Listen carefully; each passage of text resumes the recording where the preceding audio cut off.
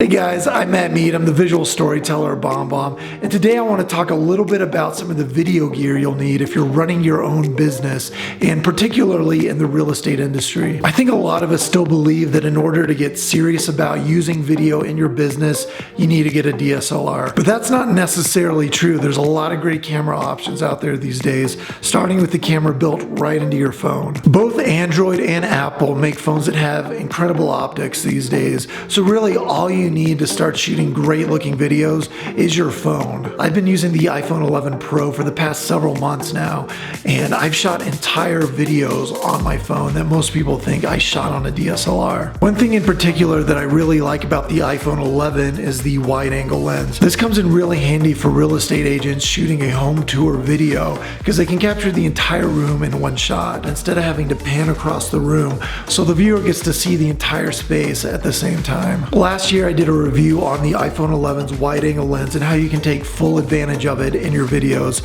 So if you're curious, go check that out. If we're going to talk about shooting on our phone, we have to talk about selfie sticks. Everyone should have one of these. They're only a few bucks. You can use them as a tripod. You can use them to get a better angle if you're shooting yourself. I like to use the selfie stick with the wide angle lens to get an ultra wide perspective. Check this out.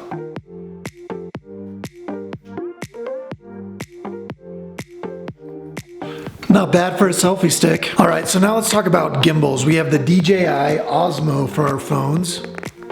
We have the Zhiyun Crane for our DSLRs. So there's a lot of great gimbal options out there these days. I've mainly used DJI and Zhiyun. I still think DJI makes the best gimbals. I'd recommend the Osmo Pocket if you don't have a camera or phone that has the latest optics. The Osmo Pocket is fast, it's easy to use, and it still has that wide angle perspective, making it great for things like home tour videos. Now let's talk about camcorders. The idea of shooting on a camcorder may seem really out of date, but a lot of people are actually choosing camcorders over DSLRs because of how easy they are to use and their ability to still shoot really high quality video. Dean Linnell of the Linnell Group in British Columbia told me recently that he's actually switched from shooting on a DSLR to almost entirely using a camcorder because of how easy it is to use, because of the great zoom, the built-in stabilization, and the ability to shoot high quality 4K footage. I actually still use this old Canon G20 from time to time.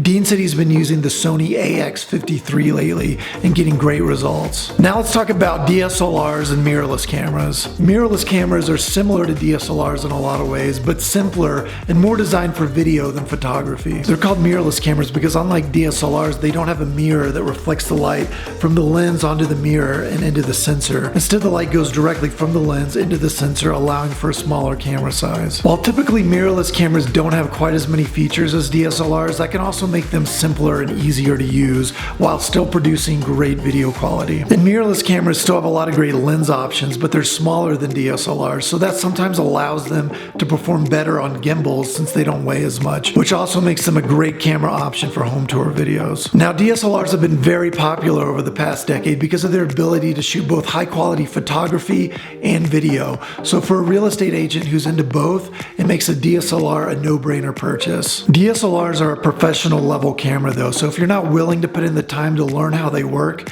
your videos could end up looking worse than if they were shot on a simpler camera. If you're expecting for your home tour videos to look amazing right after you turn on your camera for the first time, I would go with the Osmo Pocket rather than a DSLR. Now let's talk about drones. Drones are obviously also a more advanced type of camera and also illegal to fly in a lot of cities without a permit. Drones allow you to get aerial views of a property that you could only otherwise achieve with a helicopter. For high-end properties, the ability to show the neighborhood and surrounding area is priceless. Now let's talk about webcams. Webcams might be the simplest camera we've talked about today, but they're also the most important, especially if you're a real estate agent. A simple video message recorded on your webcam does so much more to build trust than any highly produced video ever could. It doesn't matter how fancy your videos look if you don't have their trust. So if you don't have a webcam already, start with that and work your way up. We recommend Logitech's. Here's the Logitech C920. I'm sure you've seen it before. It's kind of become the go-to webcam, and I think it deserves to be that about webcam. A few months ago I did a review of the Logitech C920S. We highly recommend that camera, so if you're interested, go check it out. You'll definitely see an improvement using a Logitech versus your built-in computer camera. Let's talk about audio real quick. If you're recording videos on your computer,